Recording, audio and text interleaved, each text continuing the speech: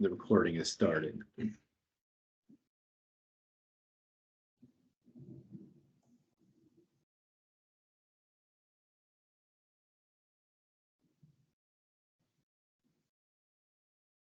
Yep. Okay, great. And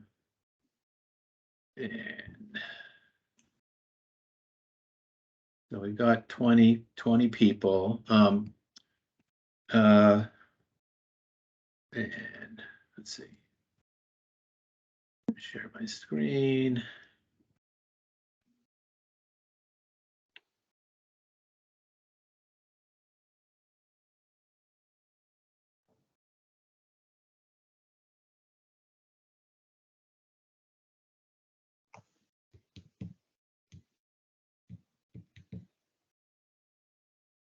Okay, can folks see my screen?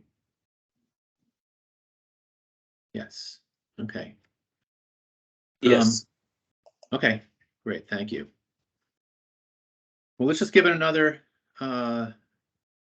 minute, and then we'll get started. I was the CB's public hearing this morning didn't use up the full 2 hours, but I have no idea what to expect this time around. So we want to give people as much time as possible. Jeff, good to see you. It's been a while. Hello. Hi. Did you get your triple glazed window fixed? Oh, don't get me started. Uh-oh. When something like that fixes and the manufacturer has gone under and the builder has moved to Ecuador. Uh-oh. Sorry, sore subject. Shouldn't have brought it up. Yeah, it's going to be hard to get the same specs back in there. Yeah. Well, maybe we'll get started. It's approaching 5 after 2, and we've got 22 people on. Maybe we'll get some more as well. Hello, everybody. I'm Richard Fazy with Energy Futures Group, and I'll be facilitating the meeting this afternoon. We've got Liz Bourget from EFG, and then Department of Public Service folks on as well too. I don't know if Kelly, you, Barry, and Keith want to introduce yourselves. Hello, Kelly Launder. I'm the Assistant Director of the Efficiency and Energy Resources Division. Thanks everyone for attending. Barry. Hi. This is Keith Levinson, also with Department, Energy Program Specialist working on the residential side of the code. I do see Barry's on as well.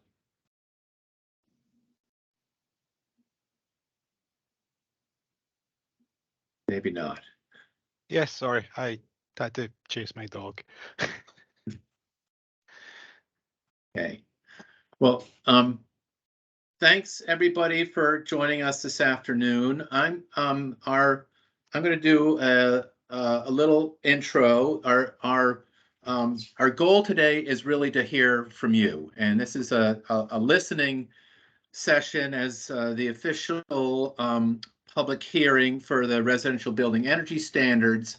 But I want to do sort of a high-level overview of the RBES code and then open things up. So bear with me for those who have been part of this conversation and process over the past year or so.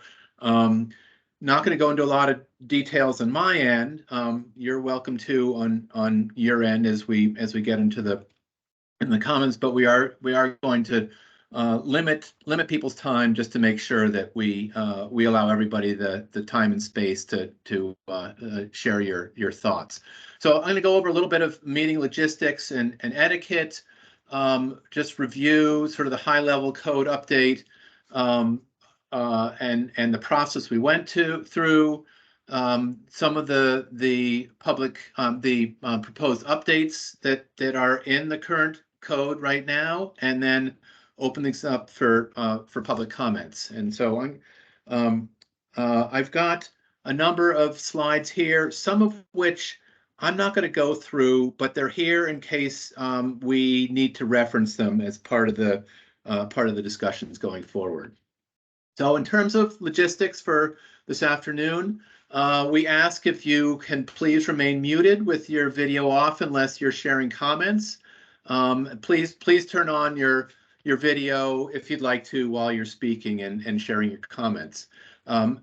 We are recording this meeting, and so this will be also posted on the Public Service Department website after the event. So you're welcome, and we encourage you to share your comments this afternoon. So when we get to that point in the agenda, I'm going to be reviewing, keeping an eye on the team's raise your hand function, and it basically on my end it puts you to the top of the list when you raise your hand in a sequential order, and I'm just going to follow that protocol in calling on people. So please, and the way you get to that, at least on my end, and hopefully it looks similar to others, there's a reactions button with a hand raising and a smiley face. So there should be a hand raise and hand lower and some other functions in that icon. So please use that. If you're joining by phone, which some of you may, we did test this and it worked for us earlier. You'll be able to mute and unmute yourself by pressing *6, the M button on your keypad, to share your comments. And if you could just mute yourself afterwards with that same function, that would be appreciated. We're going to ask, just make sure that there's time for everybody, to keep your comments to 3 minutes. We'll as we move through and everybody has an opportunity to discuss a certain topic, if we get through and there's extra time, we'll reallocate that the remaining time for 3 minutes each as well too. So there'll be should be opportunities for follow-up comments based on the experience from this morning.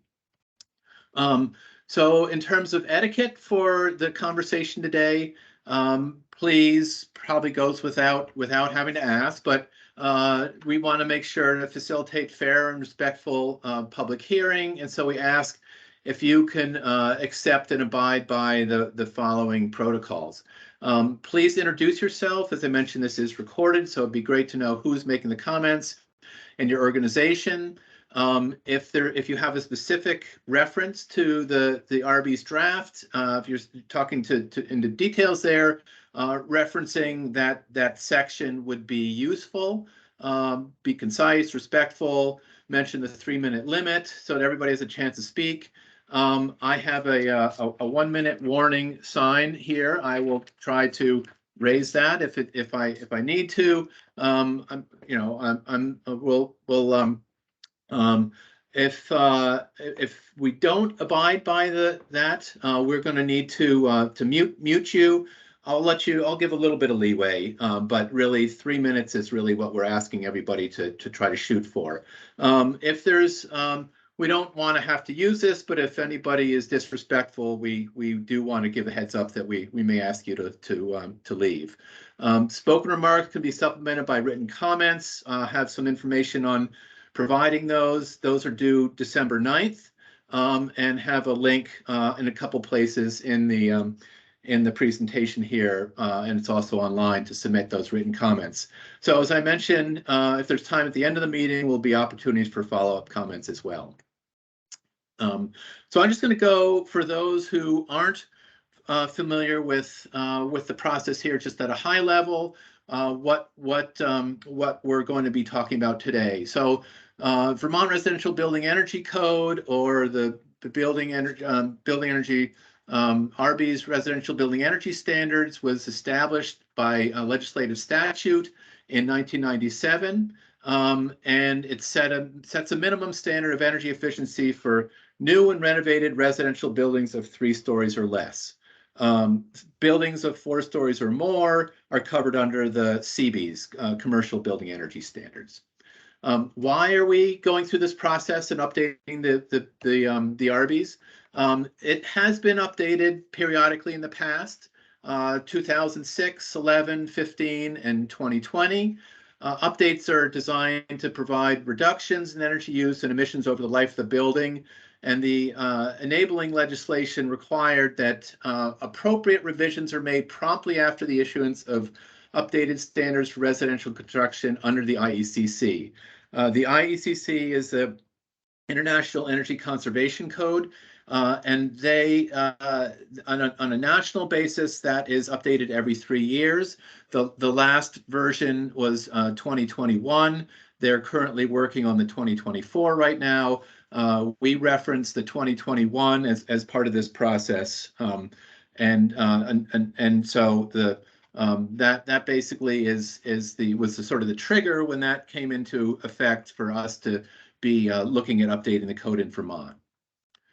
So in terms of timeline, we started the process, and we've been going through these discussions pretty much over the past year.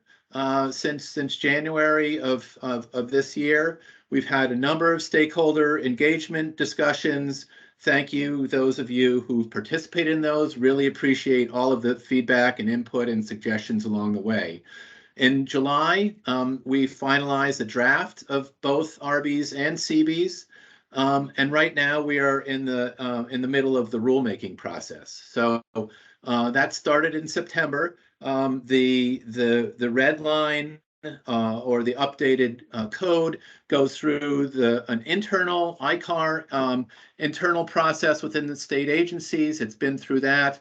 We are about to engage in the LCAR, the Legislative Rules Committee process, calls for a public hearing, which is what we're doing here.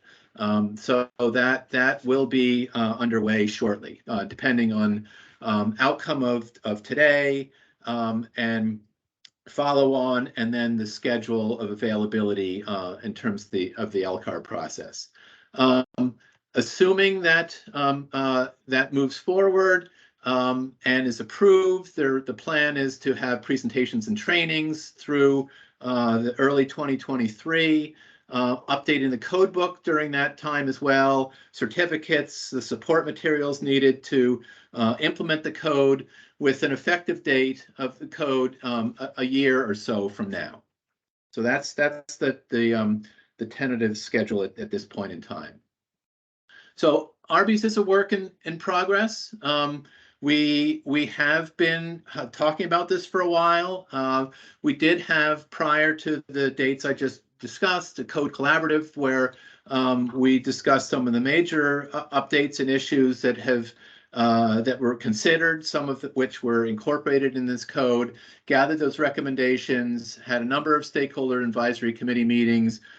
We've been collecting comments, and both in person and written along the way.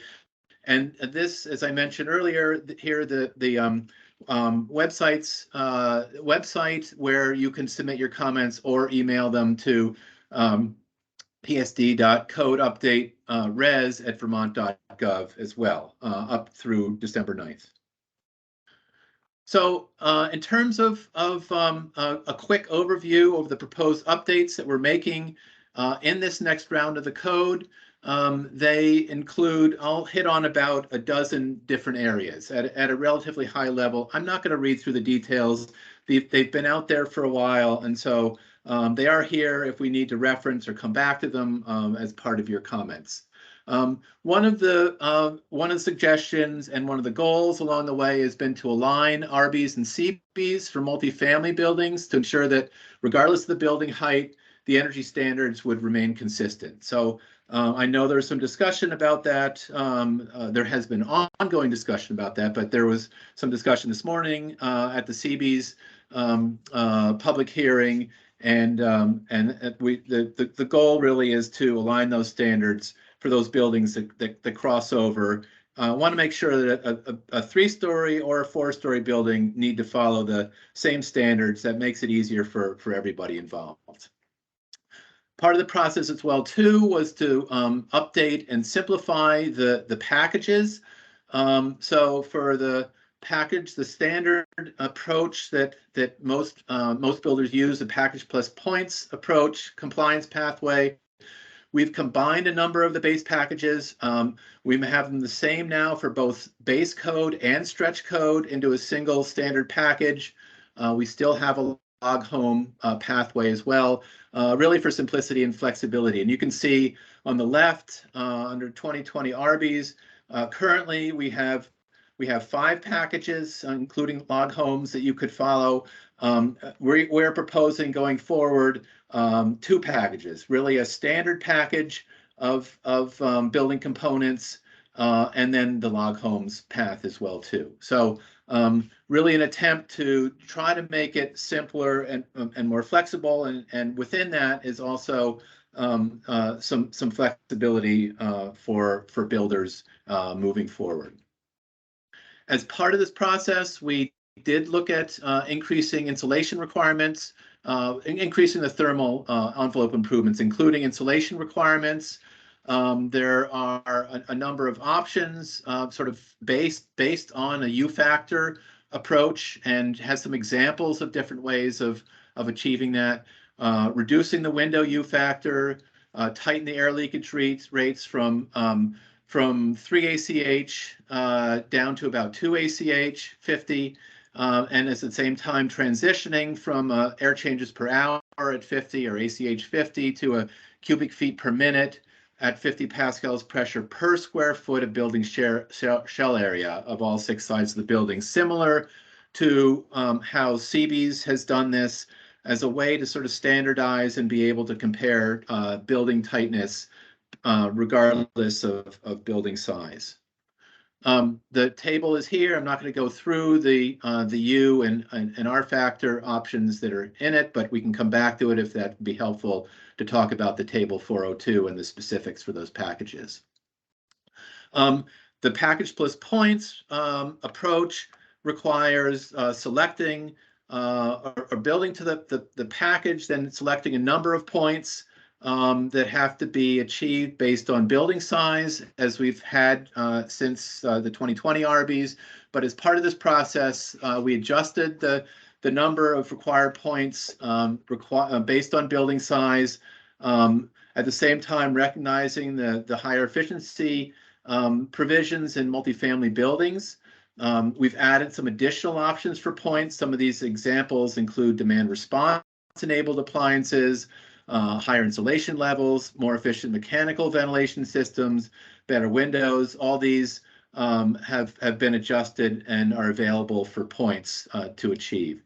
We also developed a new section that hasn't been there previously, and being in points, this makes it voluntary or optional. If somebody chooses to do this approach, they can earn the points, but for insulation embodied carbon. So the new section has a couple different provisions in it that give credit for doing the calculations and then additional points for achieving higher levels, or lower levels of embodied carbon. So doing better earns you more points in this section. We adjusted some of the required points by building size. This table expanded from the current 2020 and tried to reflect the various different building configurations that would need to comply with the code. So including alterations, additions, multifamily and single family detached buildings based on square footage. So the larger the building, the larger the standalone building, the more points you would need to achieve, both for base and for stretch. Again, I've got them here for reference. I'm not going to go through them. They're basically 4 pages or 3.5 pages of points that are available. We can certainly bring these back up if people have specific comments or suggestions. So that was the points and the building size adjustments for points. We also have improved the mechanical ventilation requirements in the code. We now require an efficient, balanced whole house ventilation system with heat recovery. Before you could comply with the ventilation requirements through exhaust only.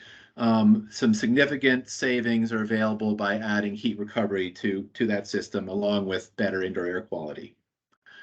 There are some provisions, at least 3 areas of that focus on electrification as we're moving towards away from fossil fuels towards renewable electric buildings. We are focusing on the 3 areas that we did focus on and made some changes in the code to include electric vehicles. We included an EV capable, which means the requirements to ensure that it'd be easy to install electric vehicle supply equipment in the future. So essentially, we are requiring conduit to parking spaces. So not requiring the charging station itself or the wiring, but make it easy for when it's time to put that charging station in. We also have moved solar provision of solar from stretch code into base code. So we're including solar ready requirements to ensure that it's going to be ready to install solar PV panels in the future. I've got a slide on each of these 2 things. And then as well too, to make the buildings ready for future electrification, requiring a 200 amp service capable of powering the whole home with all electric end uses, with an exception for multifamily buildings, which wouldn't necessarily require such a large service. So if we need to reference some, I pulled out the language from the EV charging, the definition for level 2 capable, and then the requirements. Basically, we're looking for 1 EV charging station per dwelling unit for single family and for multifamily, and then for additional parking spaces 25% of those being ready for adding chargers in the future. Solar Ready Zone. Solar Ready has a number of provisions, including available unobstructed roof area, documents showing that where that would be on the building's roof or in the on the property if it's going to be ground mounted. A conduit that's available to accept the electrical wiring when that's ready to be put in. Documentation to the roof can carry the PV panel weight, the conduit to where the panel, between the panel and to the zone where the electrical service is then reserved for future electrical usage, or for future electrical service connected to the solar roof. We added as well too, based on some requests, a definition of a tiny house and requirements as well too that are scaled back slightly from the standard provisions, given the fact that tiny houses of 400 square feet or less are going to be pretty small energy users. So that was added to the code. I don't know if that's in other state codes as well too, but there are enough of these going in Vermont. There were enough questions asked that we needed to include them as an additional building type. And then we also updated and added a number of definitions in section 2. I have them listed here. I'm not going to go through all of them. A number of them support some of the provisions that I've talked about, for instance, tiny house, and we updated the electrical vehicle charging areas. We have a number of definitions around the insulation embodied carbon.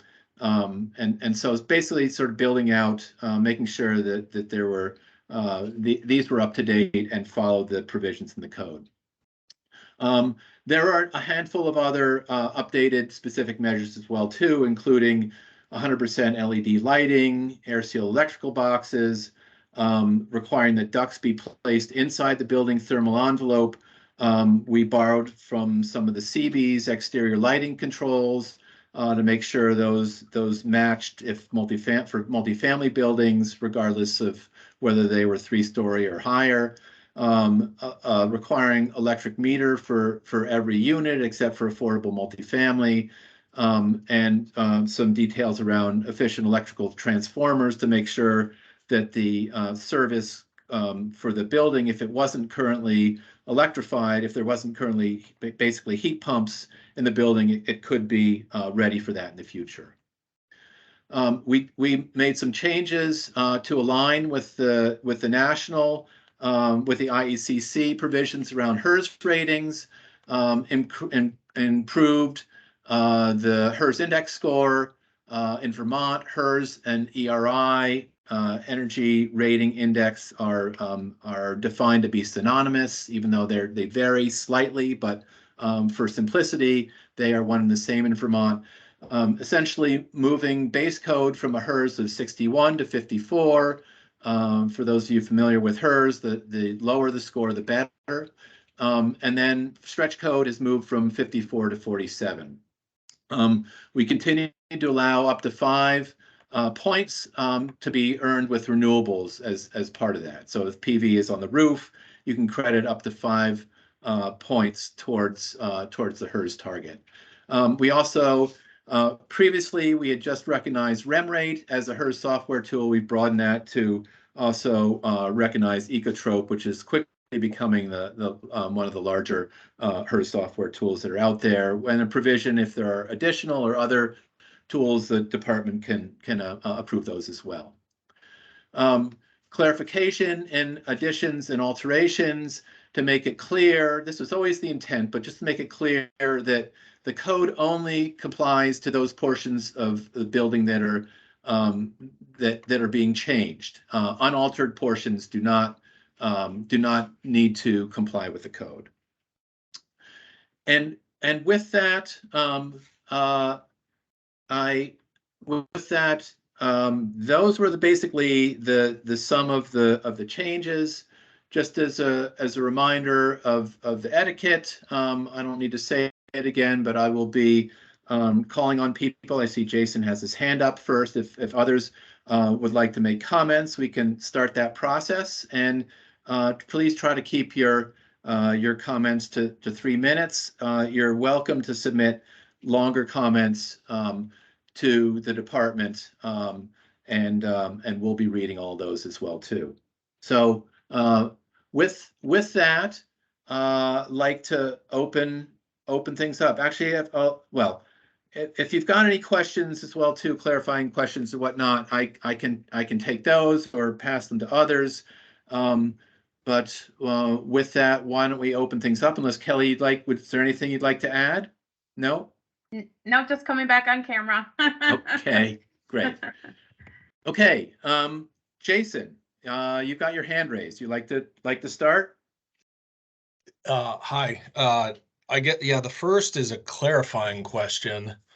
The packages that you just showed in those slides for the wall assembly, the installations, differ from the red lines that are on the DPS website right now. And I'm just wondering which set of rules are currently under, or what specs are currently under consideration, and what are we talking about? The red lines that are on the DPS website allow a wall assembly for a 10-inch double stud, and the rules that you just showed doesn't seem to allow for the double stud. The red line is what we are talking about. So I think what happened is that I pulled the table from a Word doc that I had. I thought was based on what was on the red line. The red line is what we're talking about. So the red line on the DPS website is what's the current proposal. That's the official document. But you bring up a great point though, Jason, as well too. So sorry if there's any confusion about that. We're talking about U-factor compliance levels. However you get to that, is acceptable. The double stud, the examples that are on the red line, I can bring it up while I'm talking. I don't know if I can do both things at the same time, but we are really looking at, there's so many ways of achieving a U factor of 0.032, which is, I believe, where we are with this. Let me just confirm. 0.033. Here, I'll bring it back up again. So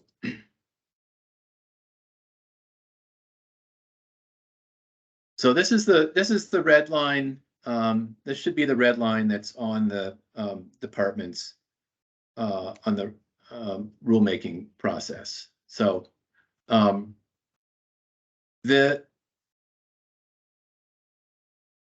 are any number of examples of wall that would achieve a U factor of 0.033. And if you choose to do it through double stud or through a SIP or through a combination of framing and cavity and framing, cavity, and continuous insulation, as long as you achieve the U factor, that's what counts. And I've been there are some great sources out there, and as we develop the materials in support of the code, we'll be referencing some of these. So for instance, Ecotrope has a U factor calculator into which you can put various wall assemblies and determine where you end up. This is just one I was looking at before this meeting. But what is on the website is the red line that we're talking about. Okay, so I'm looking at the website, and I'm looking at something on the website that is different from what you're sharing right now. What I'm looking at has 3 different packages. There's package 1, standard package, package 2, foam walls, package 3, double stud walls, and then package 4, log homes. I think that was in the previous version, wasn't it, Richard? I mean, I just clicked on it from the DPS website. The most recent version? The most recent version, yeah. I just want to make sure that I understand what we're talking about here. Yeah, No, yeah. I appreciate that. This is the working version that we've been working on, and it may be that we'll have to double check the versions on the website to make sure the right ones got posted in the right place. Right. Yeah, I mean, if you go to the building energy standards update page, yeah, and if you scroll down to code red lines, RBES. Oh, maybe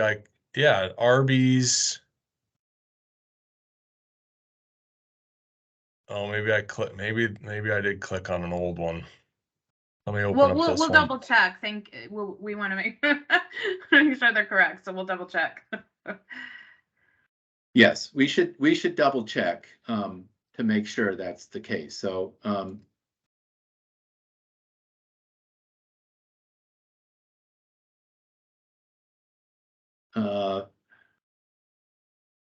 that's the current standard. So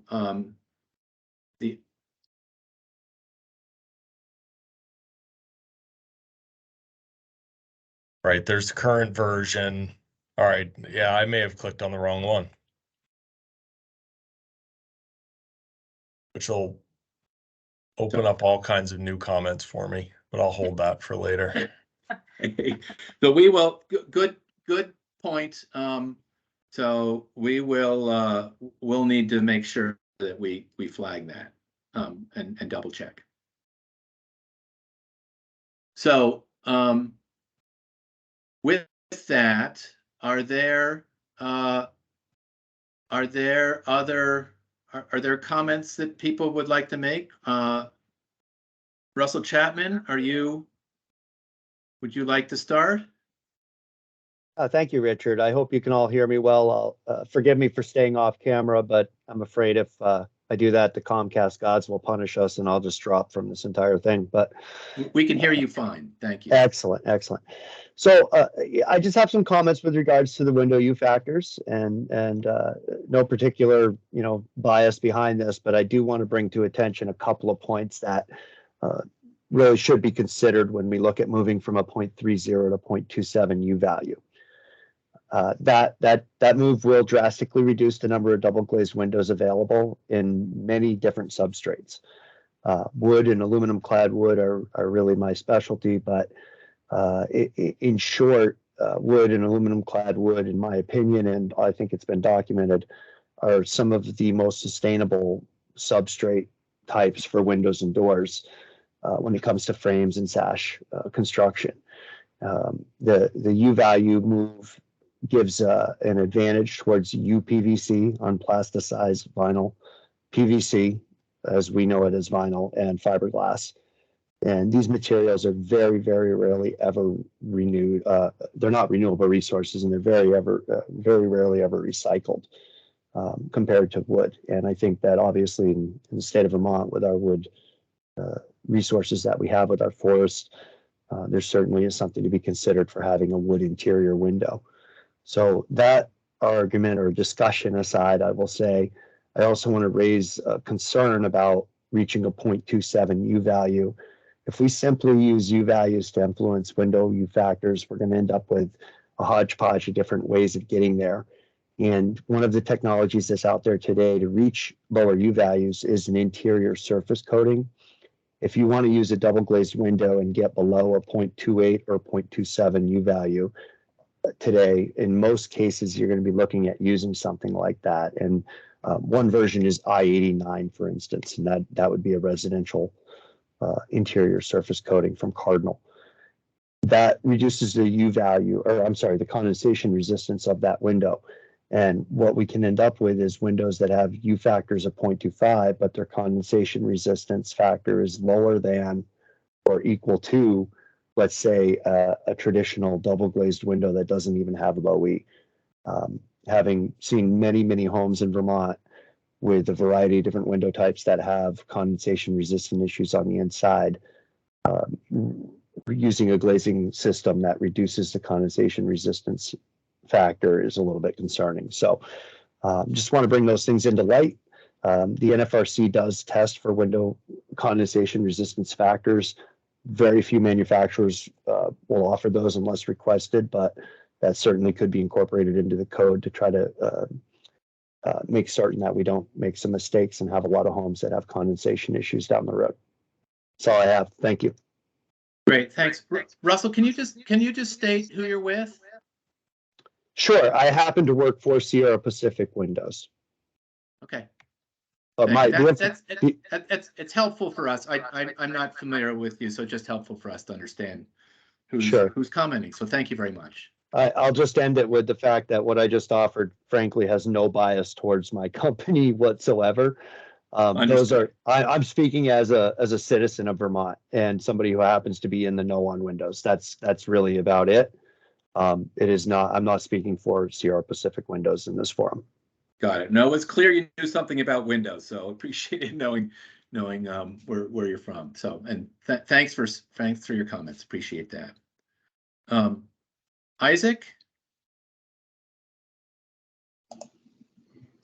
Hi, Richard. This is Isaac Onlikave. I work at FIES, formerly Passive House Institute US. I commented earlier this morning on the commercial, and I just want to reiterate a couple of my comments. I'm here to suggest the addition of an alternative compliance path for Passive House. The reason is that it provides a way of reaching, meeting the code with a system, the FIES certification system, that will greatly enhance the ability to enforce the code, because FIAS does a lot of work. FIAS is very focused on internally enforcing its standard. It both does a very significant design review, which is equivalent to doing like a permit review. And we also require a third-party enforcement system that both for residential includes not just review of blower door testing and ventilation commissioning, but it includes basically doing a full HERS rating, meeting the Energy Star standard, the Zero Energy Ready Home standard, and the Indoor Air Plus standard. So as a way of making sure that the home is meeting the code, getting a FIA certification would ensure that, both because of the stronger energy requirements, but also because of the enforcement requirements. As I mentioned earlier, this approach has been taken, is being taken in New York, Washington State, Illinois, City of Chicago, City of Denver, and in a place like Massachusetts. They are in fact for residential construction over 12,000 square feet. Passive house is going to be the code for those who adopt what's called the opt-in stretch code. So again, it's just doesn't affect the broader sense, doesn't affect the broader work that's been done. It's just an additional way of meeting the code. Thanks. Can I ask a clarifying question? So I'm assuming you're suggesting that that passive house be recognized as a RBES compliance path alternative, not that all homes be built to passive house. Is that correct? Right. Okay. Right. But for those that do choose to go the passive house certification route, you're suggesting that they would be automatically code approved or Yeah. determine that they met code because Yeah. of your compliance standards. Right. It's Okay. called, I mean, one of the things that we call it is the deemed compliance approach. Deemed compliance? Yeah, you get certification through passive house, you are deemed compliant with the code. Got it. But Okay, yes, that's no, helpful. Thank you for that clarification. Sure. Great. Thank you. Eric Lacey. Hi, thank you. I'm Eric Lacey, Responsible Energy Codes Alliance. I spoke earlier at the CB's public hearing, but I thought I would just repeat a couple of things, but because it's specific to residential. I've spoken before you all before. Responsible Energy Codes Alliance is a national coalition of product and equipment manufacturers, trade associations, environmental advocates, and others, and we all support the adoption of the latest edition of the Model Energy Codes, and so we're actually delighted to see Vermont not only moving ahead with a code that we think is equivalent or better than the 2021 IECC, but also building upon that and taking the next steps beyond. And I will point out that in several presentations that I've given on the 2021 IECC, I've been able to point to Vermont as having pioneered some of the provisions in the code that were later picked up in the 2021 IECC. So we appreciate your leadership and your willingness to kind of go beyond the model codes. I did want to comment on one issue in particular, and that is section R408, embodied carbon of insulation products. It seems to me that that this is kind of an expansion of the scope of the points table, and I don't think it's complete enough yet to be included in points. Now, I recognize that it's not a mandatory requirement as far as I understand it. It's just some potential additional points. But I would caution you all from going in the direction of calculating global warming potential if it's going to be specific to one product type. It seems like if you go down this path, you should also look at concrete and brick and some of these others that are going to have a significant global warming impact. But for now, I just don't think it belongs in the points table. or even in the energy code, it might be a building code issue. Aside from that, I thought the points table was well designed and seems to be pushing in all the right directions. But I just felt like this one wasn't quite ready for publication. So overall, we support this code update, and we may submit more detailed comments later, but just wanted to voice general support for what you all are doing. Thank you. Great. Thanks for those comments. Just if I may, on why it's included in the points table, because it may be a question to others as well too. Vermont does not have an enforced building code otherwise, and so there really isn't another place for this, to address concrete and the embodied carbon in other building materials. And so if we did have, I know other states have the full suite of building codes, and they incorporate the embodied carbon in those other codes. This is limited to insulation products because the code is limited to energy components of the building, and that's why it lives there now. So just as an explanation about why we started there, because there's not another home for it. This is where we thought it could fit, and the scope is limited based on the energy code's scope. So I know I should be listening, but hopefully that was just a point of clarification of why it ended up there, not somewhere else. So, but do appreciate your comments and your support of where we're going. Thank you. Ed Levitt. Yeah, Levitt. Hey, thanks for giving me the opportunity to speak. Like the other gentleman said, I'm speaking on my own behalf, not those comments that are coming out of from my employer. But I have been involved with the Vermont Builders and Remodelers Association for a very long time. I'm a current board member, so my comments are my own as well. But I have been, thankfully for a bunch of our members, updated on the knowledge of what this has been going on. My comments come from the commitment of homeownership to make it affordable for those in Vermont.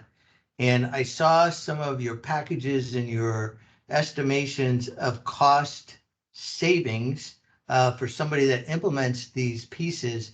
What I was unclear of, are those pieces inclusive of being solar ready with conduits, with your EV pieces, and all of the new specific measures added into the cost analysis? Were those pieces added to where that grid that you had for where a homeowner may realize some potential cost savings? That's just a question. I don't know if you could answer. Do you know if they were? To be comprehensive, it should have been, but let me, as we hear from others, let me Okay. go look at that analysis and confirm that.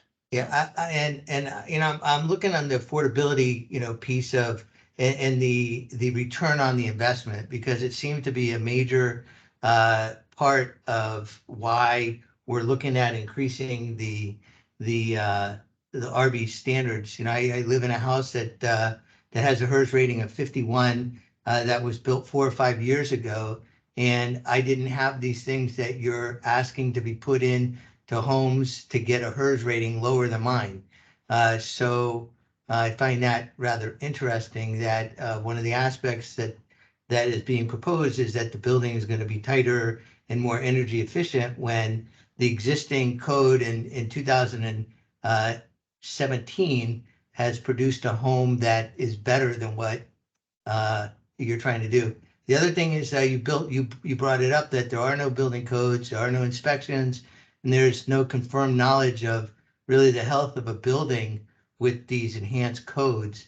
And my concern is, should now really be the time that we focus on zoning rules, building science, and builders and energy efficiency crowd to make sure that what you're trying to do is great in the long run, instead of trying to push through something that hasn't been tested and seen. And that's it. So thank you for your time.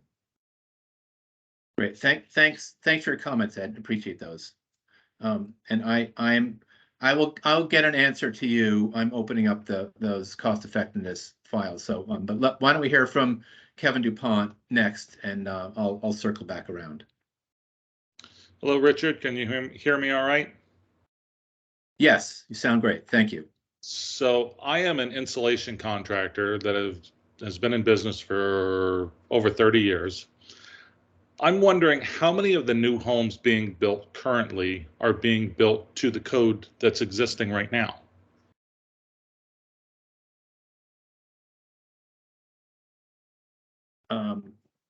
So that is a question. I don't know if Keith or Kelly, you want to address that question. The department does a periodic, every 3 or 4 year market assessment study of the both existing and new construction, sort of a randomized sample of new homes. And I don't know, Kelly or Keith, if you want to speak to the results of the latest study.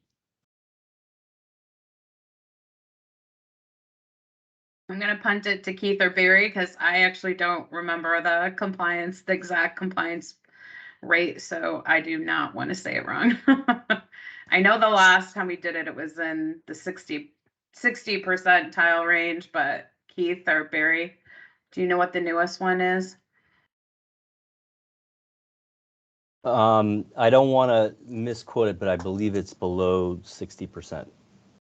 And that's technical compliance, which is a different measure. I mean, how a home would not be listed as uncompliant if it just didn't have a RB certificate, for instance. It has to be technically out of compliance in one building envelope measure, for instance.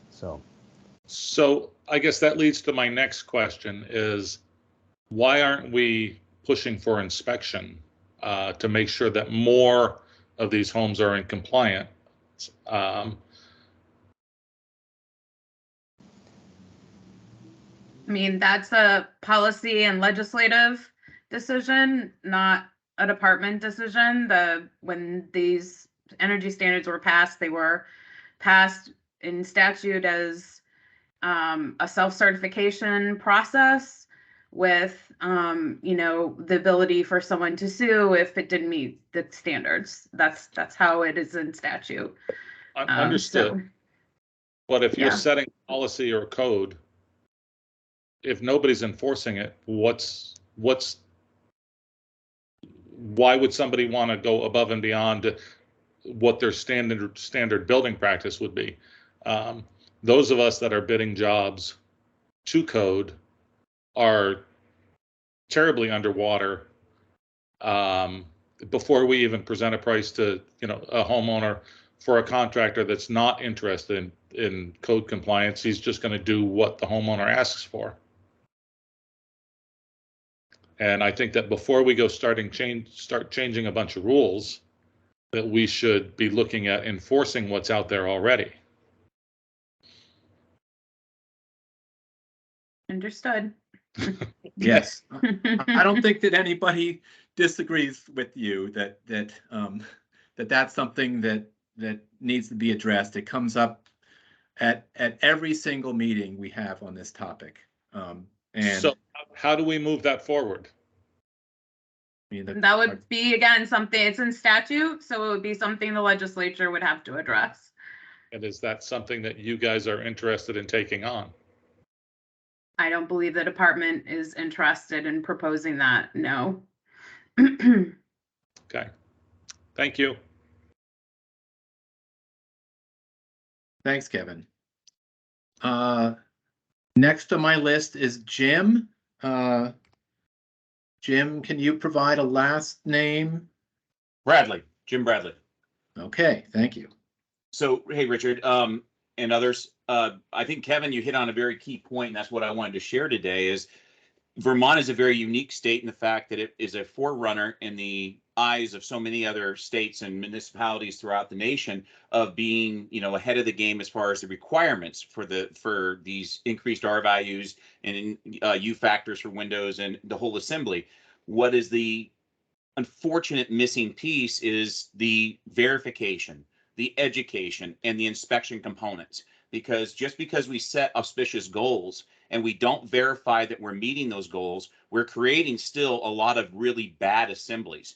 And with that, I see this all the time. As an inspector, as an auditor, I'm in these houses with new builders that have been building under the code, that are producing new units that are not hitting the mark. And simply all they're doing is, at the same time, they're saying, well, what else can I do? They'll pencil whip the RB certificate, send it in. In fact, one builder recently said, yeah, I know I had 4.6 air changes per hour. I called the public service board and the representative said, just write down what you have, sign off on it and submit it, and it'll go. And so if the attorney doesn't pick up on the violation, then what does that do? And if that's the coaching they're getting from the public service board, if that's correct, because that's what he told me, we have definitely some failures in the system. And so I understand that from the home builder standpoint, from the VBRA, several contractors are worried about that these measures are pricing them out of the market, especially when others do not comply with this, and it's making the homes that much more expensive. But at the same time, if we are requiring certain assemblies to continue to increase in their complexity in some cases or in their performance, yet we're not giving the tools, the education, or even requiring that builders take the RBES training, then how do we expect anybody to get to that goal that we're setting? And in fact, what we're going to do is, I liken it to, we're building a scaffolding system to go as high as we possibly can to reach the clouds, but the underpinnings of it are failing. So we're building faster to get up there higher, but things are crumbling underneath us. And this is not just anecdotal information. I'm seeing this far too often, and it pains me to go in there and say, I'm not going to get the contractor in trouble or anything like that. I'm going to help educate them and say, this is how you achieve this. These are the things you need to fix. But a lot of times they're not fixing them, and they're not changing their methodology for the next time. And so without that verification process, we continue to set these goals, and great contractors are on board who understand these assemblies produce that, but so many others are not. And if we only have a 60% compliance rate, if that's even as high as that, I'd be surprised, but that's unfortunate because we're not doing what we need to do. So Kevin, to your point, then how do we move this forward? I think is a great question, because if we continue on this track, continuing to increase the requirements, but we have no mechanisms to making sure that we're going to get there, we're not doing our job appropriately. That's just my thought. Yeah, I just want to thank you.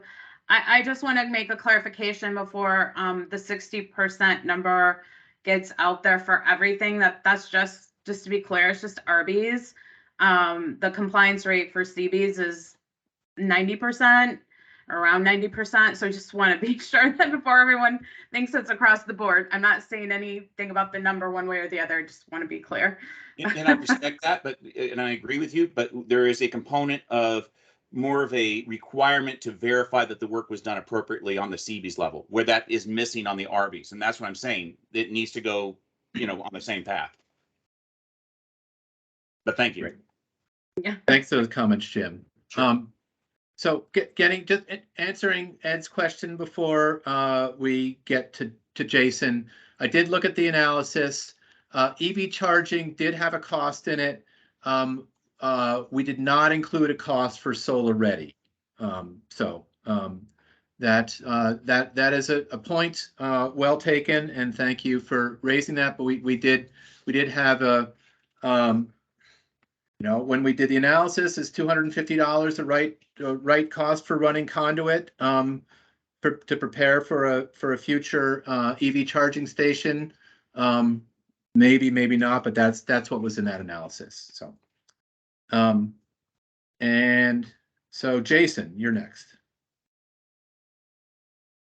Hi, thanks. Yeah, I mean, I would say, Kelly, to you, mentioning that the compliance level is near 90% on the CB side, like Jim said, the reason that it has higher compliance is because there are checks and balances on that style of construction that there are not for residential construction, right? So, like wow, how cool is that? Like have inspections, have compliance. I too want to really focus on the compliance issue.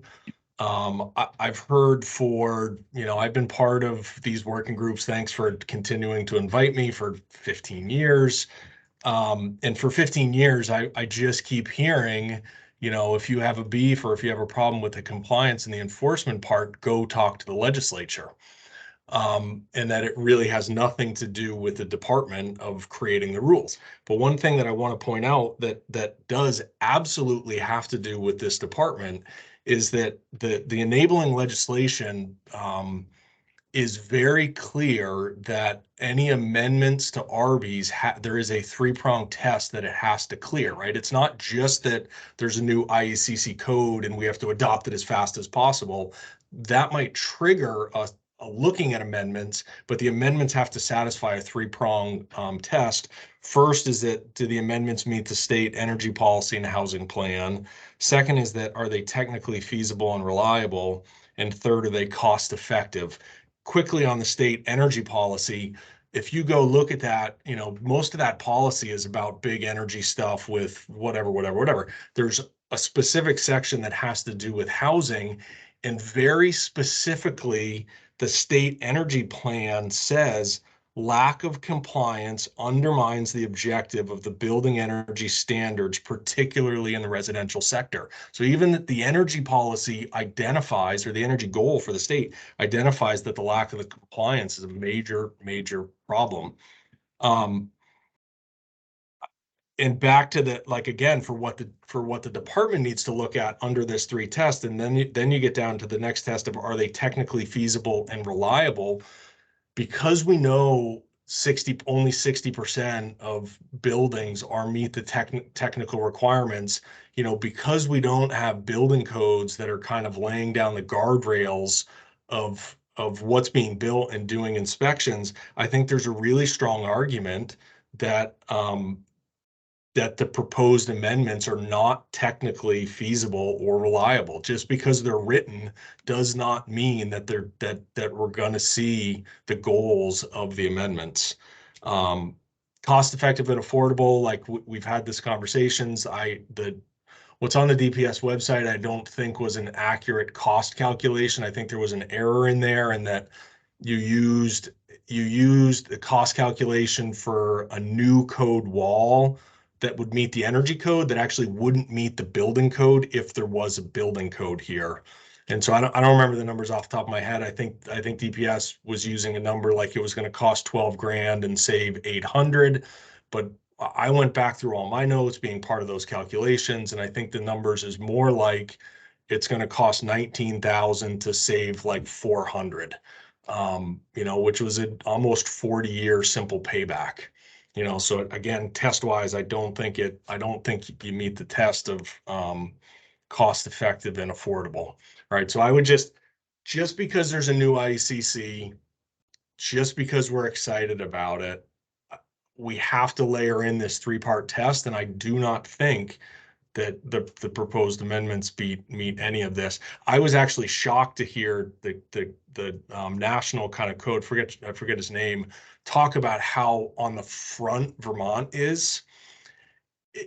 It's actually kind of, we shouldn't be on the front. Like, we should, without building codes, without enforced building codes, we shouldn't be on the front. It's almost, we're being reckless to be that far ahead, because as you start with enhanced wall assemblies, you really are opening up significantly higher risks of failure.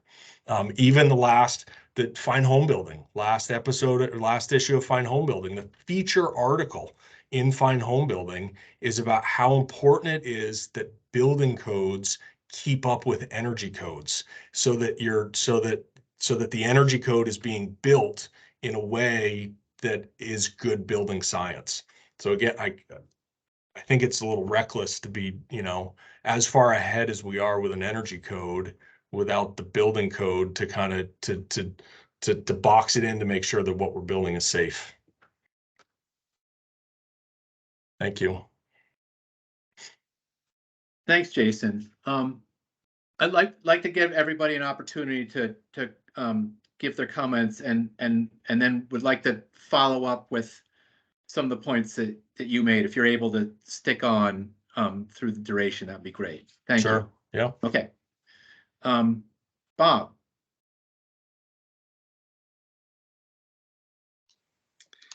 Hi, everybody. This is a really interesting conversation, and I'm not going to belabor the point of code enforcement other than to say it's absolutely imperative, and it's not happening. And even if we had code enforcement, we don't have qualified people to enforce the code. So there's a whole training part that has to happen on the part of inspectors and so on. My experience has been that in most of the work we do is in the public sector, so it does have to get permits and there are inspections. And even the inspectors will admit that they don't really know what the energy code is. They're looking at life safety, they're looking at, structure and so on. So there's a whole educational thing that has to happen, but it is imperative, and it is kind of, I don't know if sad's the right word, but it's certainly pitiful that we don't have the enforcement that we really need, because there's so much that gets built that is incorrect. And I even had an example recently where I was helping some folks out with a residential addition, and I wrote a brief outline spec that said that all the work had to comply with RBES 2020, and they had two contractors who wrote them and said, "What's RBES? What is this guy talking about?" So we have people that are out in the world building that don't even know we have a residential energy code. So that's just another example that we could go on forever with anecdotes. So a couple of things I just want to point out that I know that the intent of RBES and CBES was to be consistent around multifamily, and I found several instances where they're not consistent in wall and roof assemblies in particular, and also in the EV capable and charging requirements. They're not the same in both, and I think one could read the CBES to require a whole lot more than I think the intent of either CBES or RBES is. So I think there needs to be some significant work there. But I also want to talk a little bit about cost implications for being EV ready, and that I don't think is being thought about. I know under RBES, you mentioned that, maybe it's $250 or something to have a breaker in place, maybe an outlet ready to be installed, for a single family home. But in multifamily construction, if even to be EV ready with one charging station per dwelling unit, and in some multifamily buildings that have parking garages, we don't even know what the Division of Fire Safety is going to require for specific protections around that. So once again, anecdotally, I will tell you that a project that I wasn't involved with had proposed 2 EV charging stations in a garage, and the extra cost, not the charger, not the wire to get to it, not the conduit, not the overall building systems, the electrical panel and so on, the extra cost imposed by DFS requirements for charging stations in a garage was going to be $20,000 for 2 spaces. So when we have a requirement that says every dwelling unit has to have a charger, and if the spaces for those dwelling units are in a garage, I think there's potential for significant costs that nobody's even dreamed of for the final connection. But I think even at the beginning, there are pretty significant costs when we say we want to make sure that the room's big enough to handle the additional electrical. We want to make sure the service conduit's big enough to handle the additional electrical. And there may be people on this public hearing who are more electrically educated than I am, but my understanding is that if we size a building service for what the building needs, irrespective of what the EV charging requirements are, and the utility provides a transformer, they're going to provide a transformer for what the expected energy load of the building is. They're not going to put a transformer in for what the future expected load is going to be for a building that uses EV or needs EV. And if we put a service in that is only sized for the current building requirement, that is without EV, then we need to rip all that gear out when it comes time to put EV in. So there's a significant cost disruption there. If we oversize our gear for future EV, and the utility only puts in a transformer that services the size of what the building is, then that gear has to have a whole different breaker system installed so we're not overpowering that gear. So that means in the future, so right now we're paying for much more gear in the electrical room than we need to serve the building. And in the future, we'd have a modest increase or more modest increase to take that breaker out and put an appropriate size breaker in. But I've been told by, and I'm going to verify this and hope to have a meeting next week with a couple of different electrical consultants, but we're understanding that these increases are at least $10,000 just to be ready for this future for maybe a 20-unit building. And I just want to make sure that folks understand the upfront cost implications, regardless of how you do this, whether you prepare for the future or you put equipment in that you rip out in the future. And I think we also have to be mindful, and I'm very excited about the whole transformation of vehicles to EV charging. But I think we have to be mindful of, we have no idea where this is going. Not the current issue, but the previous issue of Time Magazine with the 100 best inventions of the year. They've got people talking about being able within 2 years to fully charge an EV car. I guess that's redundant, an EV, sorry, in 10 minutes. I mean, so it begs the question of whether we even need this many chargers. And it also begs the question of whether we might be driving down the road to buy a cup of coffee and get our EV charged without needing to do it at home. So I think there's a lot to think about there, but I think the cost implications haven't been thought through. Two minor questions in your chart on sizes of units and points and so on for multifamily construction. Is it the intent that a person would take the gross square footage of the building and divide it by the number of dwelling units to come up with the average size dwelling unit? Or does each dwelling unit get calculated individually? And if there happened to be a dwelling, I don't think this would happen very often, but if there happened to be a dwelling unit that got above the 2,500 square feet or something, would that trigger something different only for that dwelling unit in a building of smaller units? And then my final observation, I've got a bunch of other comments that I'm going to make that I think you can address, and they're just specific to individual sections. But one I was wondering if I can get an answer on, the certificates of compliance that folks like me have to sign have to be notarized. And why is that? It's not a huge hassle, but it's a hassle. If I'm signing a document, it's me, I'm signing it. I don't need to have the city clerk ask me if I really am signing this of my own free will. And it's just a little bit more bureaucracy that has to happen to get somebody to go to a notary.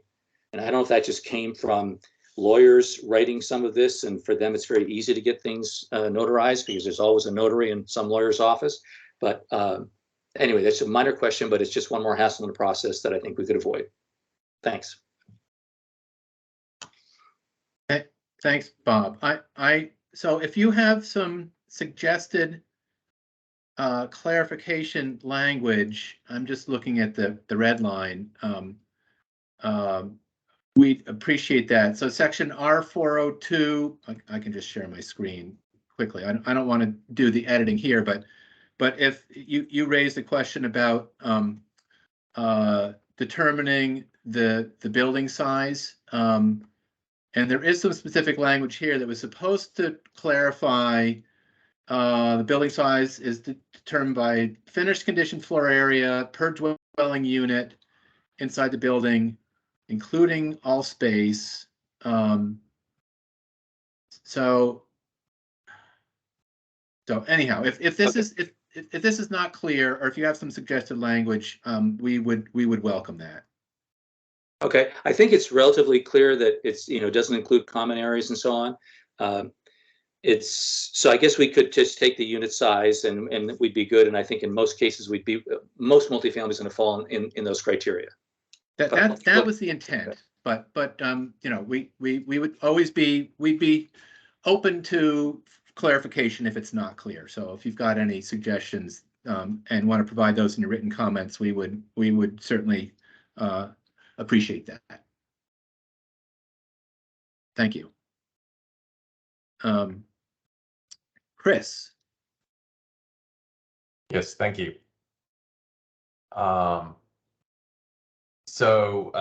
Listening to this information and discussion today is very pertinent, and I know that you have both Kelly and Richard. You've listened to this and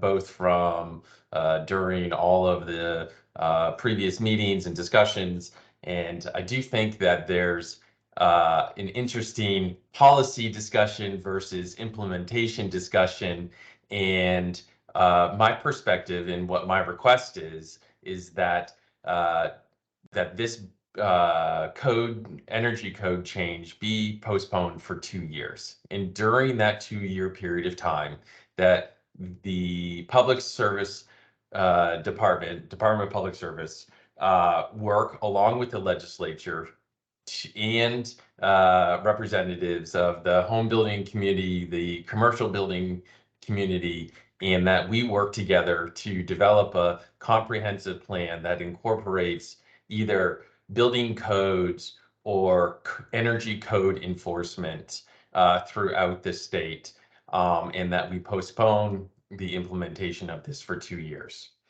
I think you are creating a scenario in which we have less than 60% of homes, because if you're getting 60%, people are probably checking the box and saying, yeah, I got that certificate, I signed it. And so the self-certification process is not working. It is only working for companies that are have a relatively high liability concern regarding a issue down the road.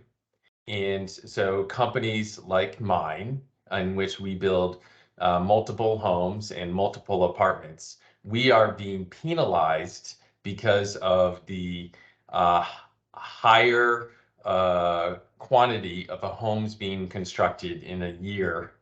Yet we're also in a housing crisis in which we don't have housing, and there is the overall goal of reducing the environmental impact of housing within the state of Vermont, and has been for a number of years, which is why Act 250 is in place. And you are disincentivizing housing developers like myself to participate in Act 250 in the permitting process. It would be less expensive, more reasonable for us to go do 9-lot subdivisions. And then that is exactly what we don't want to do. But if we don't have work and there is a need for housing and people can't afford our house versus a house that's built 2 miles down the road in a non-Act 250 home, we are not going to be building to the same standard. And so you are creating a standard that cannot be followed across the board. And you're really creating impacts to what I think is the most important, which is dense residential home building within existing municipal infrastructure, i.e. sewer and water connections. We are pushing more and more homes to be built in the environs versus in the municipal connection areas. So I think the policy of the state, which is Act 250, growth center, downtown designations on one side, is extremely helpful. But yet on the other side, we have an energy code that is actually doing the exact opposite. And so I don't understand how we can have agencies within the same state government pursuing different avenues for housing. We should all have one simple goal, which is to provide more housing within the state and throughout the state within municipal sewer and water connection areas. So I think, unfortunately, I understand there's lots of technical details here, but at the same time, I think if we don't combine the policies and organize the policies so that they are working together, then we're going to have people like myself who are going to build less homes which means there are going to be more homes constructed outside of municipal sewer and water connection areas. I think the other point is that the cost of doing the improvements for somebody like us who's already achieving the desired results is another step that we're going to be separating. And it's going to now, instead of just being one step higher than what everybody else is building, we're now going to be 2 steps higher from what everybody else is building. And we are going to be negatively impacted as a company by this energy code because you're creating this ability to self-certify. I think that the other piece that is important to note is that we do not, the being on the front end is good in some ways, but at the same time, we are a small state and getting products. We can't be limited to one product that works. We can't have one approach or one type of window manufacturer that achieves the desired result. We can't increase the cost of housing that we already are complaining about because of, you know, being on the front end. We need to follow the tide a bit, and that doesn't mean we have to be the only leader. And I would recommend that we, again, continue to evaluate these, but create a policy that allows for the state to develop housing more efficiently and through the permitting processes that we already have rather than encouraging offsite development. And I would recommend postponing this for 2 years. And I know that's hard to hear, but I think that until we acknowledge that and create a policy, we're going down the wrong road. So thank you very much for your time. Great. Thank you, Chris. Appreciate the comments. Kathy?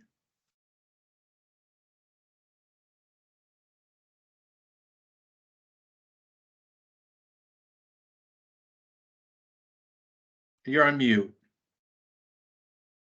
Sorry about that.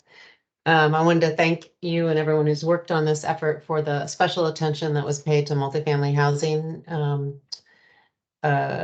This and working with us on the getting more detailed on multifamily housing as compared to single family housing.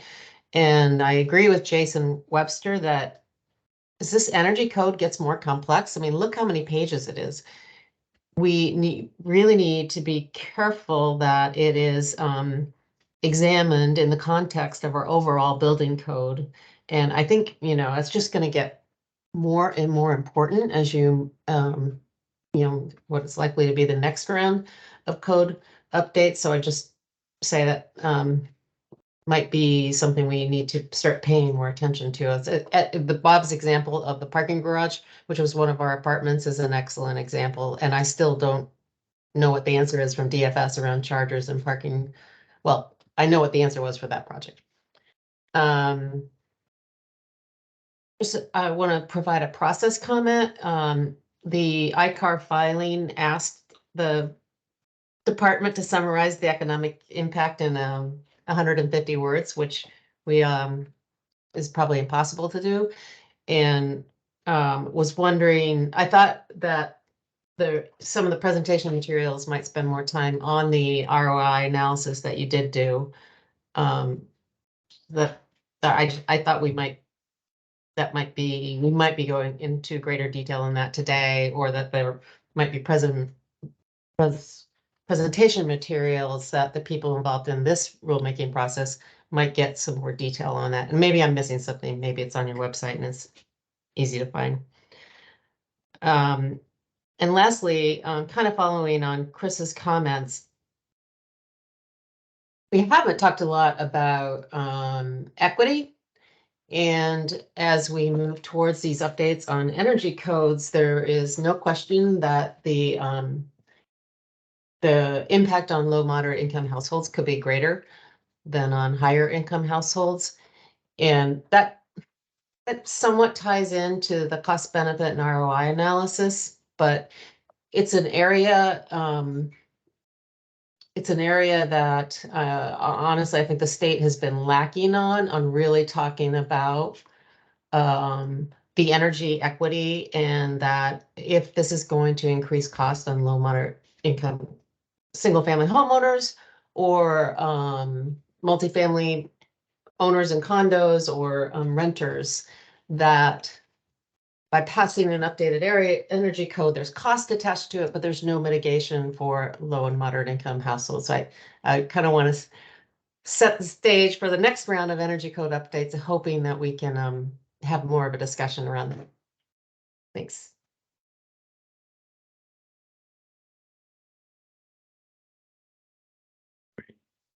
Thank you. Thank you, Kathy, for those. Jeff? Thank you, Richard. I guess a couple of thoughts that I wanted to pass on. First was a question on the renewable ready requirement, or is it a requirement, or is it just points? It's a requirement this time around.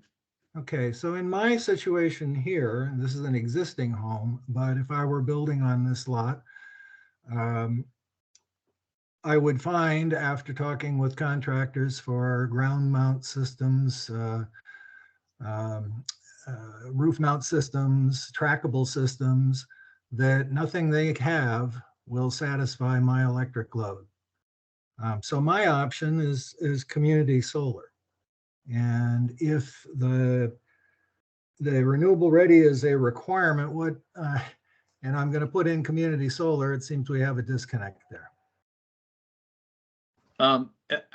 I believe I'd have to go look at the language, but I believe if solar does not work on the site, and if it's not a viable option, then it's not required. Is my I need to find the language exactly, but that is my understanding, my recollection of what the requirements are. Maybe Keith can back me up there, but yeah, I'd need to look it up as well, Richard, but I know for roof mounted solar, if you don't have enough square footage within the requirements with the proper orientation, that it's no longer a requirement. As far as ground mount, I don't know if there's specific language in there. I don't recall any. Well, nothing on site would work for me unless I took all the trees down in a 1.36 acre lot, plus probably neighbors' trees. There's a shading provision as well, now that I think of it, and I think that would probably apply to a ground mount. But I don't want to go any further without checking the language, but point well taken. Yeah. Thank you. I'd also like to lend my voice in support for an alternative compliance method utilizing the FEIS standard, as well as PHI. This was something that the current energy code does do with respect to mechanical ventilation. So there has been some precedent or move in that direction.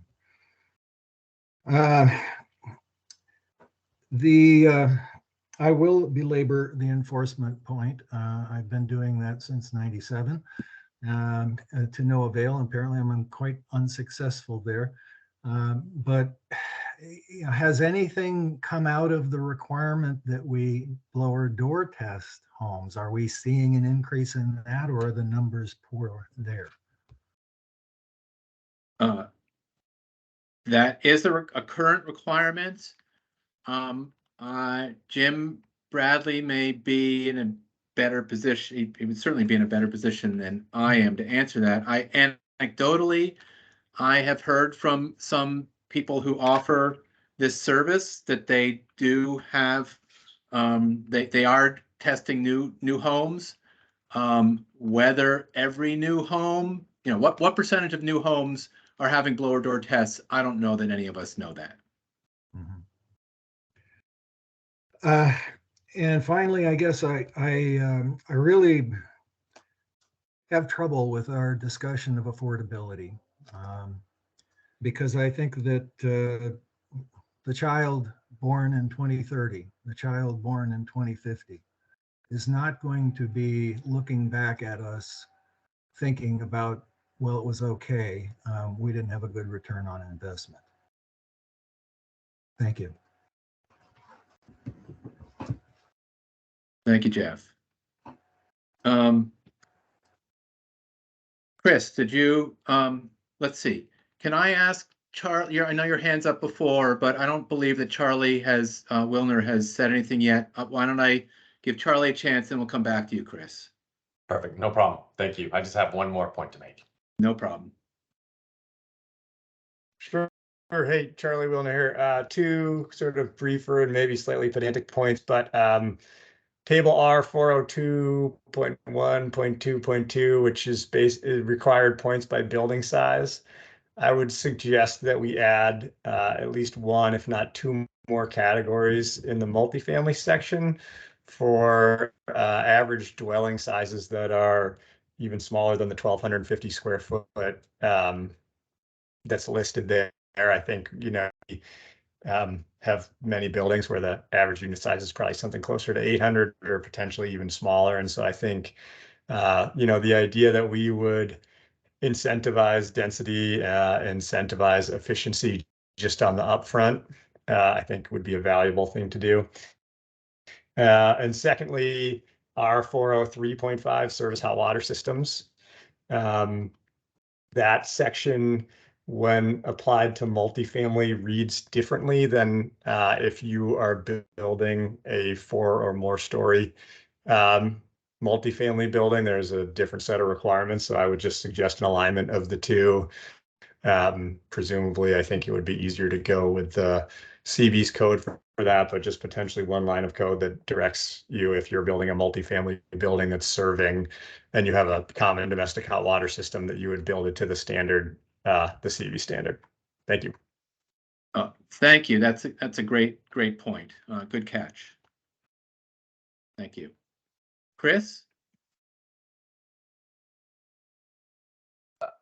One point I forgot to make in my previous comments is, we also have a third group that is not, if you think about the policy discussion, and I sort of seem to get stuck on this policy discussion, but we have Efficiency Vermont, who is supporting all of the energy efficient, or has been for as long as I've been here building homes, for 22 years.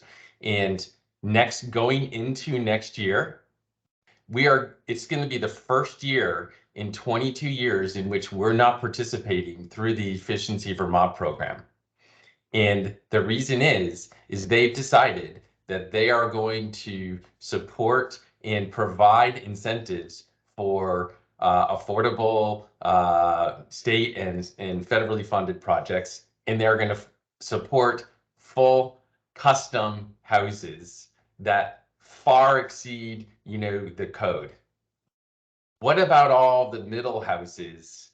And here we are, we utilized their services to provide inspections for 22 years, and to provide incentives or really we use it towards a reimbursement towards some of the improvements that we're making to create more energy efficient homes.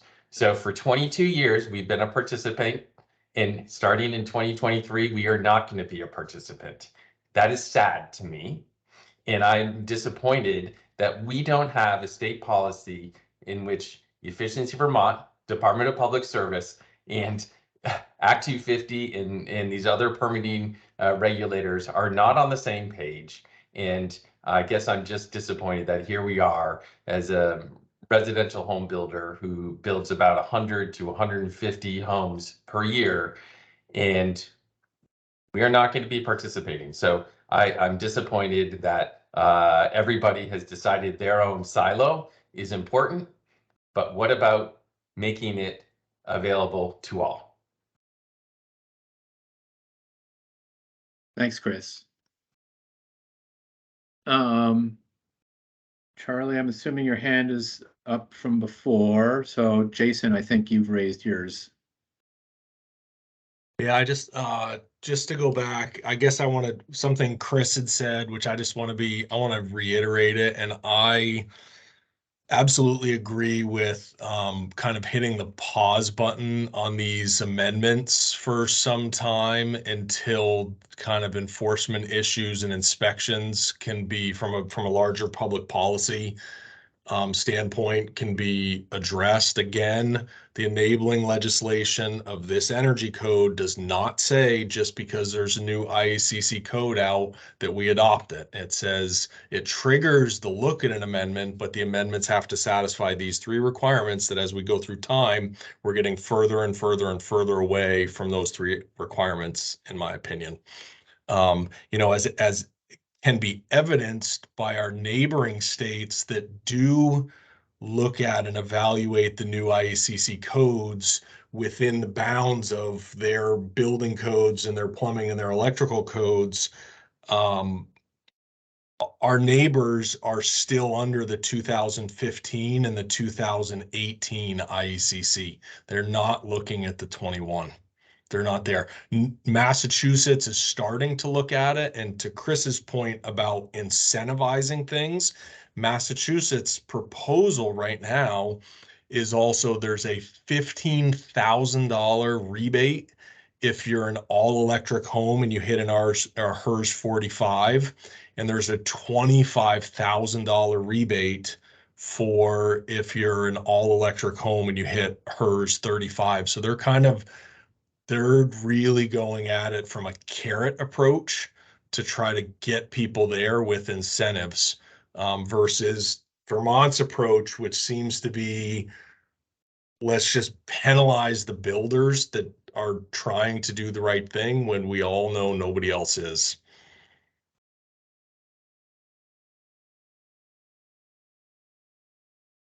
Maybe Okay. Richard, at this point, you could have a discussion of the installation changes that were being considered to Yeah, get it looks like- reactions on that. Sure. So I think that's probably the right point. I'm assuming, Chris, your hand was up from your last comment, unless you had something additional to add. Okay. So when you made your comments originally, Jason, you had suggested that we may not have taken into account the full costs of the wall assembly if we're thinking about a 2x, for instance, to meet the U factor in the table in the code. One probably common approach might be a 2x6 cavity wall with a zip bar R12.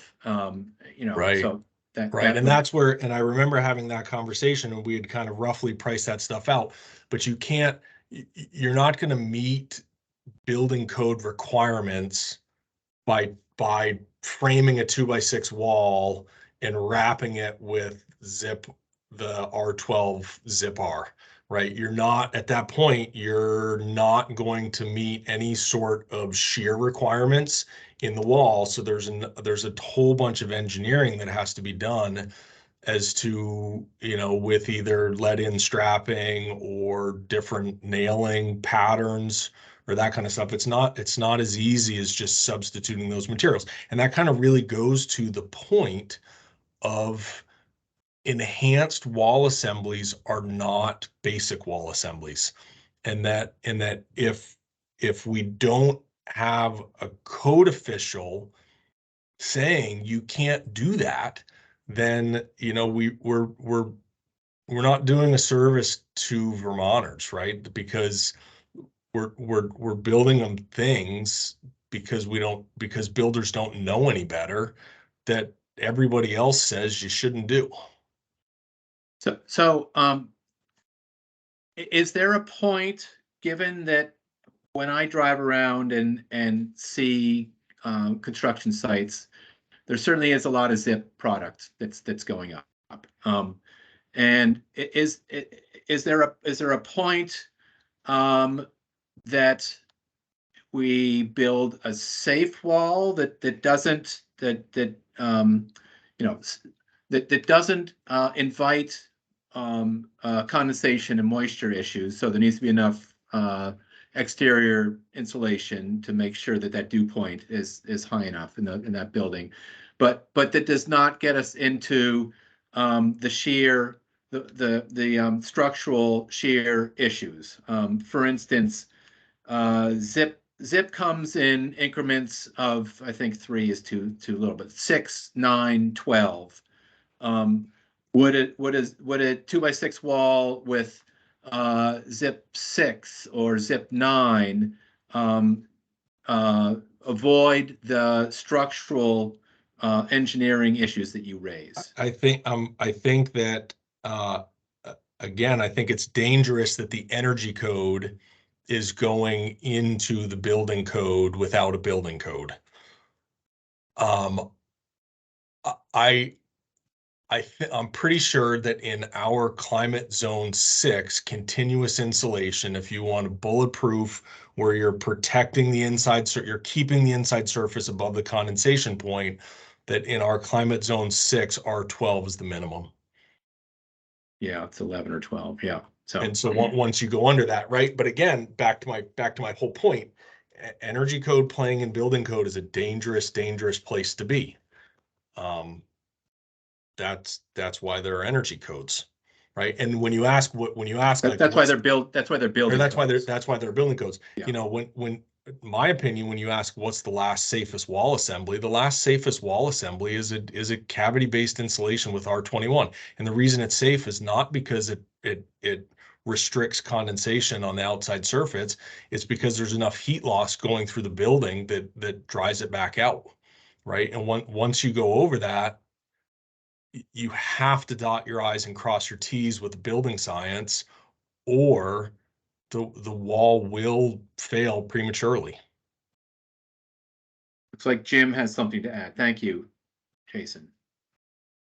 To that point, the one thing, proper building science, and this is also Joe Steebrook, John Stroud, Building Science Corp, they're saying the same exact thing, is that in our climate zone, you need to have, ideal is a 50-50 ratio of cavity insulation versus outboard insulation.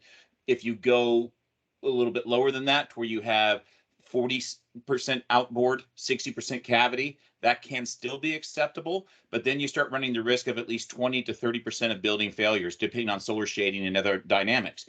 That being said, as we continue to put more outboard insulation on our walls, how do we achieve that? And to the zip wall component, Richard, that you raised, when you get a thicker outboard insulation on a zip wall like an R12, the 7/16 OSB on the outside is not meeting siding manufacturer's requirement for attachment. So, you even vinyl, a lighter weight vinyl as compared to a heavyweight boral or cement board siding, the fasteners, they're saying it doesn't accept it. So when that starts to have a shear factor involved or sagging or whatever, they could void warranties, and basically we're seeing this across the board, to where that's another exception that has only been raised since people understood the failures that come up in the last several years. So I think it's very prudent to make sure that our energy code is aligning with proper building techniques. And I do know, to your question of, can you build an assembly that allows for outboard insulation that's still gonna work? I mean, I know you can do 3 inches of rock soil outside, and then you can use strapping, or you can use EPS or an XPS if you so choose. And then you can do strapping, like a 1x4 true strapping, but then you have to use fasteners that go through the strapping, through the insulation, attach into the studs, and that you're hitting those. And then you have to be very careful because, okay, what type of fasteners did you use? Did an engineer look at this? We've had pushback on these items because then you're hanging this entire siding assembly on this network of strapping and screws. You just have to make sure you have something that's been vetted. Once that's been done and you follow the manufacturer's recommendation or an engineer's recommendations, you have a developed system. But if we're trying to get an assembly that's meeting the energy code, even to these higher levels, but we don't have the proper building techniques in place, are we doing ourselves much good? Because if we're trying to save energy up front, yet we're having building failures prematurely because we didn't do it right in the first place, what type of energy waste is there by having to redo it, replace the siding, redo the whole framework and everything else? That's my biggest concern of where we're going with this. Great. That's helpful. Thank you. Sure. Anybody else want to add to this discussion about wall assemblies or anything else?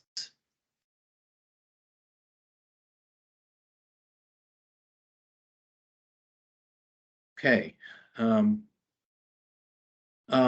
Anything more, Kelly or Keith or Barry, that you want? Bob, did you want to?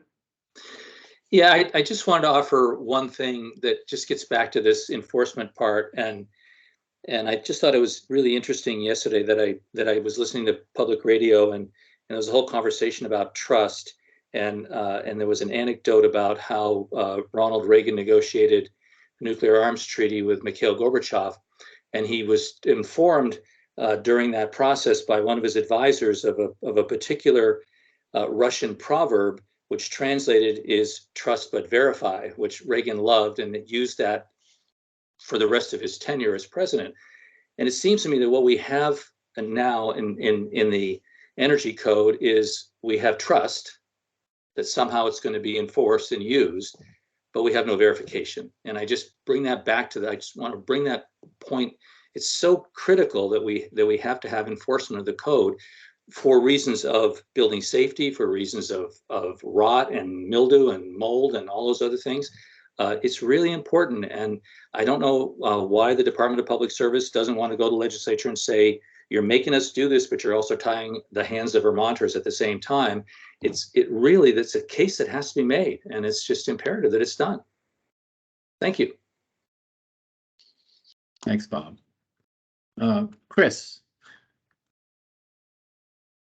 I'm going to reiterate what Bob just said, and I completely agree that the Department of Public Service should be working to figure out how to have this. And we already have a tool in the tool belt here, which is Efficiency Vermont. Why are we not having, or why are you not connecting with Efficiency Vermont? It's ratepayer subsidized across the state of Vermont. It's one utility. Why are you not partnering and figuring out how to have them do at least thermal energy inspections on every home that's constructed within the state of Vermont? Yet we're forced under Act 250 or under other permitting requirements to do that in higher density projects. It just doesn't make sense. You already have the tool. Why are we not going there? Why is the Department of Public Service not willing to open that door? Well, I will just respond to that saying we asked about opening that door, and EBT does not want to be the code police. They've made it very, very clear to us that they prefer to provide technical assistance and incentives and help, and they don't have interest in being the code police. I understand they may not have an interest, but maybe we need to force them to. They are being paid by all the ratepayers, and I don't understand how they can choose what they get to do, but I can't.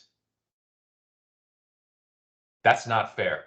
Can you run the guidelines by us again, Kelly? What was it? They're responsible for what? They're responsible for what? Oh, they want to provide, technical assistance and incentives and help, but they don't want to be seen as the code police, who penalize people for not doing what they're supposed to. That's the message we've received from them. I think you mentioned something about them being the knowledge base, and if that is the case, then if they are indeed going to be the people that are in the know, they should be sharing that information throughout departments and not keeping that siloed. That's not a very healthy environment. Yeah, I think maybe Chris said they were the knowledge base. They do have a lot of knowledge in this area for sure. And they have been working on the code update and providing their knowledge. They are involved. Richard, real John? quick on that. Oh, I'm sorry. I was just going to add to that, if I may, real quick, about Efficiency Vermont. When we were trying to get the contractor registry, before the legislature and everything else, I was saying that, hey, why can't that be housed with the, Efficiency Vermont, since they already have a database of contractors and everything can be listed as far as your certifications. And they said basically part of their charter is not set up to be an enforcement mechanism. They're supposed to be able to justify savings, provide technical assistance, but justify savings for the programs to the Vermont Public Service Board. And that's just because of the way that their agreement has been set up. I could have missed something, but that's what they told me during that time, just to add that to the conversation. Thanks, Yes, Jim. that's correct. John, Lynn? Sure. I'm going to sound probably like a broken record here a little bit, coming at Efficiency Vermont from a very different situation than Chris. We're a small builder. We do 2, 3, 4 new homes tops a year. All of our homes have gone through Efficiency Vermont programs as well.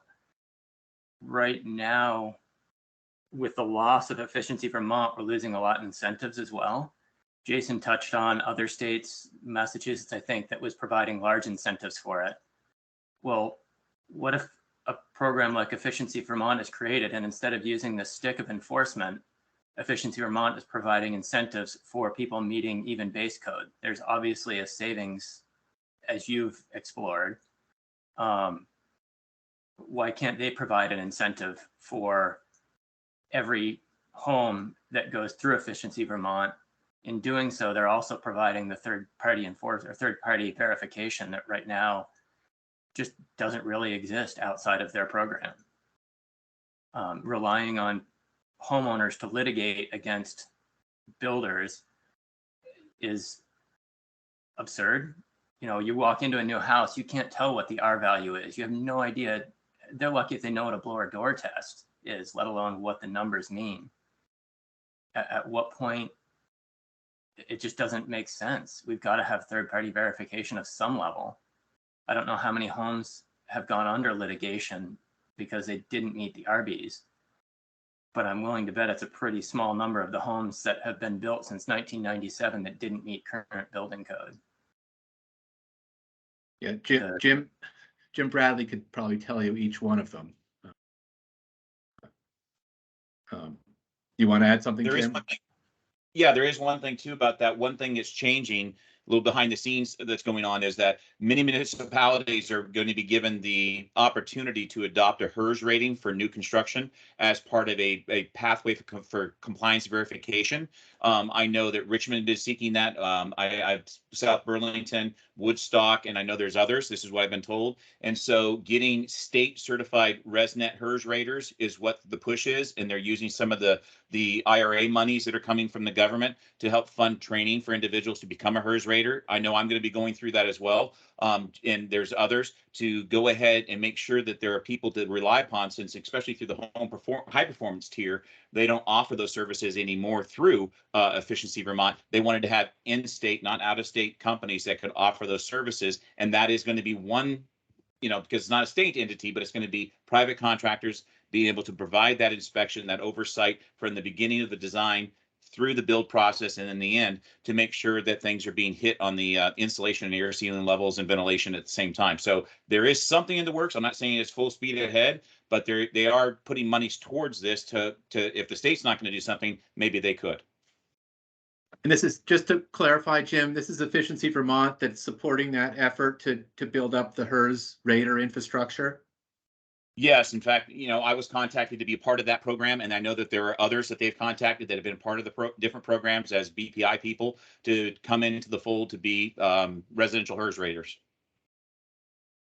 Maybe there's something there that goes along this theme that I think has been pretty loud and clear about compliance and enforcement. If there's any bottom line that I'm walking away with, not that I think we didn't expect to hear it, but it's been pretty loud and very clear. So thank you for that. We are almost at the witching hour here. I want to make sure that we've gotten everybody's input and feedback. Is there anything else that hasn't been covered, or any detail that we haven't discussed? If you walk away and you say, darn, I should have said something, reminder that we do have, and I'll put it back up. The if you have still December 9th to submit your comments. And so please do that. If you've got anything you want to put in writing or anything additional that you weren't able to cover today. I don't know, Kelly, if there's anything else you'd like to cover. Did we No, do? just wanted to remind everyone that we'll post the presentations if they're not. I think they're already on our website, and the recording from today.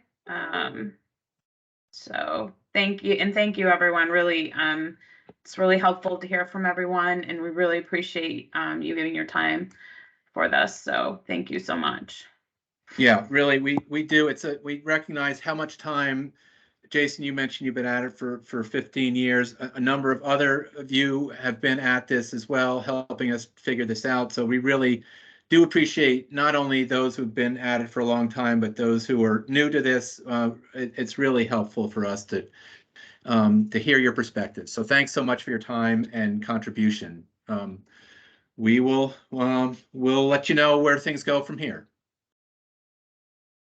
Thank you. Thanks, everyone. Bye.